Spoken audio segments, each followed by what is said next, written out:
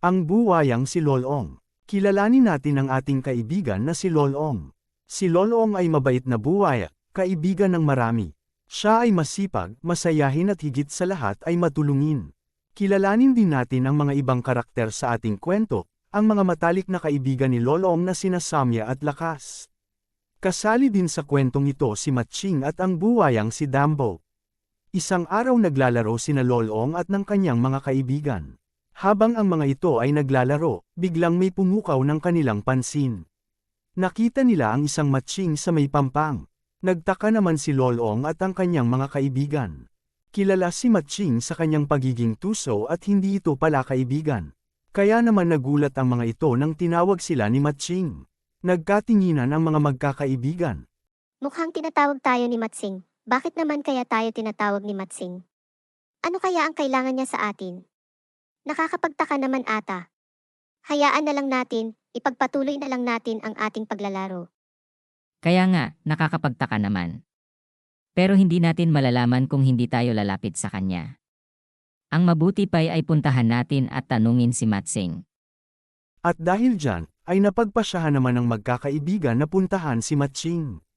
Agad nilang tinungo ang kanyang kinaroroonan.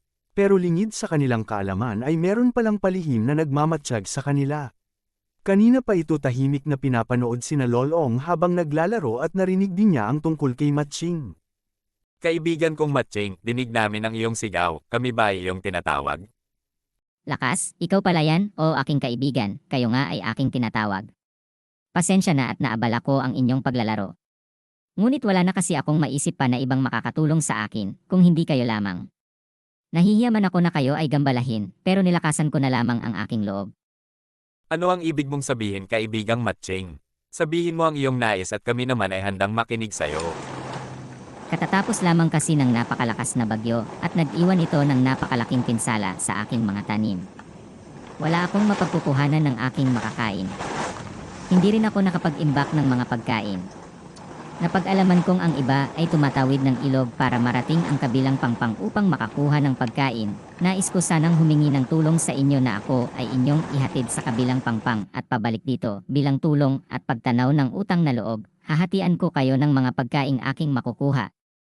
Tulungan natin siyang makakuha ng kanyang makakain. Kawawa naman si Matsing, kahit sa inyo na nilakas ang mga pagkaing ibibigay sa akin ni Matsing Samya. Alam kong ikaw ay napag-utusan ng iyong inang buwaya na manguha ng mga pagkain pagkatapos ng ating paglalaro. May punto ka dyan, Lolong, pati rin naman si Lakas ay napag-utusan ding ng kanyang ina na manguha ng mga pagkain. Ako ay pumapayag at isa pa makakatulong pa tayo kay Matsing. Kung ganun, ay sumakay ka na sa likod ni Lakas kaibigang Matsing para mapuntahan na natin ang kabilang pangpang. Pumayag ang mga magkakaibigan na tulungan si Matching. At si Matching naman ay dali-dali itong sumakay sa likod ni Lakas. Nilakbay ng mga magkakaibigan ang ilog at pagkalipas ng ilang minuto ay narating nila ang pangpang. Agad-agad naman na bumaba si Matching at tinungo ang kagubatan upang manguha ng mga pagkain. Laking gulat naman ni Matching nang makitang ang dami palang mga tanim na prutas at mga gulay sa lugar na kanilang pinuntahan. Inumpisahan ni Matching na manguha ng mga pagkain. At pagkalipas ng ilang oras ay natapos din si Matching. Pagkatapos niya ay pinuntahan na niya sa pangpang sina Lolong. Agad naman siyang nakita ng mga ito. Mukhang madami ang iyong nakuhang pagkain, kaibigang Matsing. Ikaw ba ay tapos na? Para maihatid ka na namin sa kabilang pangpang. Gumagabi na rin at baka kami ay hinahanap na sa amin. Lalo pa at napag-utusan sina Lakas at Samya na manguha ng kanilang makakain. Oo Lolong, tapos na ako. Sadya palang madaming pagkain dito. Maaari nyo na akong ihatid pabalik sa kabilang pangpang para makauwi na rin kayo. Agad sumakay si Matching na dala-dala ang mga nakuha niyang pagkain, inumpisahan na nilang tawirin ang ilog, at habang tumatawid sila ay inuumpisahan na rin ni Matching na kainin ang mga nakuha niyang pagkain. Ilang sandali pa ang nakakalipas ay tuluyan ang narating nila ang kabilang pangpang. Agad naman na tumalon si Matching sa pangpang dala-dala ang mga pagkain. Mga kaibigan kong buwaya, salamat sa inyong tulong. Dadalhin ko lamang itong mga pagkain sa aking bahay, dahil kailangan kong ilagay sa isang lagayan ang mga pagkain para sa inyo. Hintayin nyo na lamang ako dito at ako ay babalik dala-dala ang inyong mga pagkain. Ako ay hindi rin magtatagal dahil ayaw kong kayo ay gabihin. Hindi na hinayaan pa ni Matching na makapagsalita sina Lolong, mabilis na umalis si Matching dala-dala ang mga pagkain. Wala namang nagawa sina Lolong kung hindi ang maghintay. Matiyaga silang naghihintay kay Matching, lumipas ang ilang minuto ay wala pa rin si Matching. Umabot na sila ng 1 oras sa kahihintay ay wala man lang silang makitang anino ni Matching, hindi na sila pwedeng maghintay pa at hindi na rin nakatiis si Lakas. Hay, tama ang aking kutob, hindi na yon babalik. Talagang tuso si Matching. Ang mabuti pa ay umuwi na tayo dahil siguradong wala tayong mahihintay dito. Tiyak na papagalitan ako ng aking inang buwayan ito. Pati rin ikaw Samya, sigurado akong magagalit din ang iyong ina. Hindi na makakaulit si Matching sa akin. Hindi na ako magtitiwala pa sa kanya.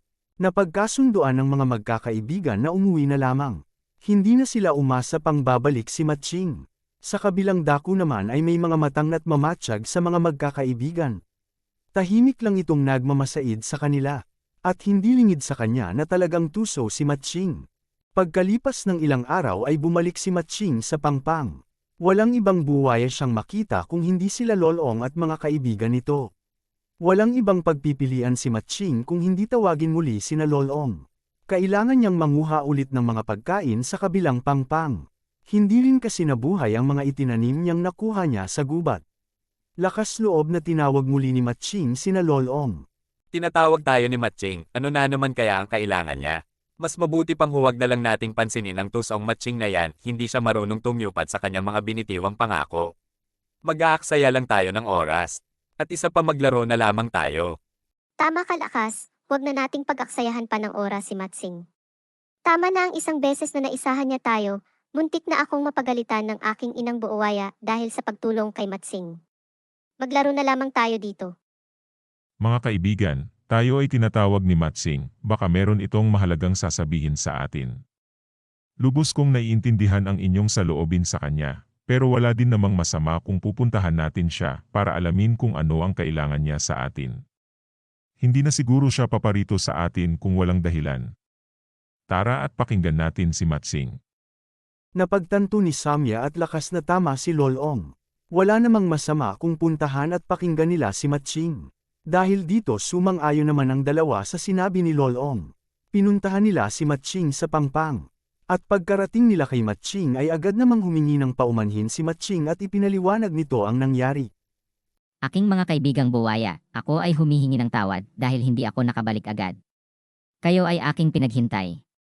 Ang totoo niyan, habang ako ay naglalakad bitbit ang mga pagkaing aking nakuha, ako ay natisod na naging sanhi ng aking pagkadapa. Nagsihulog ang aking mga bitbit at napilay ang aking paa. Hirap man ako ay pinilit kong tumayo para pulutin ang mga pagkain na ating paghahatian. Ngunit sa kasamaang palad ako ay talagang nahirapan at natagalan ako. Gabi na nang makabalik ako sa Pangpang. At pagbalik ko ay wala na kayo. Ako sana ay inyong tulungan muli at nang ako ay makabawi sa inyo. Tulungan niyo akong bumalik doon sa kabilang Pangpang at manguha ng mga pagkain. Ipinapangako ko sa inyo na mas madami akong ibibigay para sa inyo. Ako sana ay inyong pagbigyang muli. Mukhang ikaw naman ay nagsasabi ng totoo, aking kaibigang Matching. Walang problema sa akin na ikaw ay tulungan at dalhin sa kabilang Pangpang. Hindi mo ako kailangang bigyan ng pagkain, ang nais ko lang ay ibigay mo ito kina Samya at Lakas bilang tulong mo na rin sa kanila. Pero kaya mo bang manguha ng mga pagkain sa lagay mong yan? Masakit pa ba ang iyong paa? Oo kaibigan kong Lolong, medyo masakit pa, pero kaya ko namang manguha ng mga pagkain. At huwag kang mag-alala, ibibigay ko ang kanila Samya at Lakas. Kung ganun, maaari na ba tayong mag-umpisang lakbayin ang ilog para makabalik din tayo ng maaga at hindi kayo gabihin pauwi sa inyo? Kung ganun, sumakay ka na sa likod ni Lakas at nang makaalis na tayo.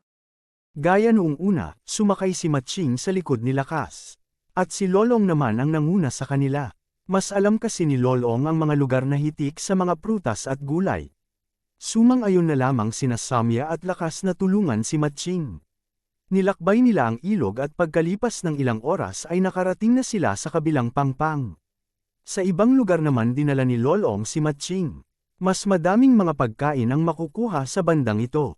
Hinayaan ng mga magkakaibigan si Matching upang manguha ng mga pagkain. Hinintay nila ito sa Pangpang. Tahimik lamang na naghihintay sina Lolong, Samya at Lakas. Pagkaraan ng ilang oras ay bumalik na si Matching. Dala-dala ang mga nakuha niyang pagkain. Mas madami itong nakuha kaysa noong nakaraan. Agad-agad namang inilagay ni Matching ang mga nakuha niya sa likod nila Samya, Lolong at Lakas. At gaya rin ng dati, habang tinatawid nila ang ilog, kinakain na ni Matching ang mga nakuha niyang pagkain. At pagkalipas ng ilang oras ay nakabalik na rin sila sa pangpang. Inumpisahan ng ibaba ni Matching ang mga nakuha niyang pagkain, mabilis na naibaba niya lahat ang mga ito. At nagpaalam na. Mga kaibigan, salamat sa inyo. Ang mga pagkain na aking inilagay sa likod ni Samya at Lakas ay inyong-inyo na. At pasensya na sa abala ngayong araw na ito. Ako ay aalis na at nang makauwi ako sa amin bago gumabi, mag-iingat kayo. Pagkaalis ni Matching ay tuluyan ng umalis sina Lolong. Habang pauwi sina Lolong sa kanila ay may isang buwaya palaang sa kanila ang sumusunod simula kaninang umaga. Pagkaalis ni Matching ay tuluyan ng umalis sina Lolong. Habang pauwi sina Lolong sa kanila ay may isang buwaya palaang sa kanila ang sumusunod simula kaninang umaga. Pagkalipas ng aipang linggo ay bumalik ulit si Matching sa pangpang. Agad niyang hinanap sina Lolong, ngunit wala ang mga ito. Nang papaalis na si Matching ay may lumapit na isang buwaya, si Dambo. Gaya ng nakagawian ni Matching ay humingi ito ng tulong kay Dambo at nangako si Matching na hahatian niya si Dambo ng mga pagkain.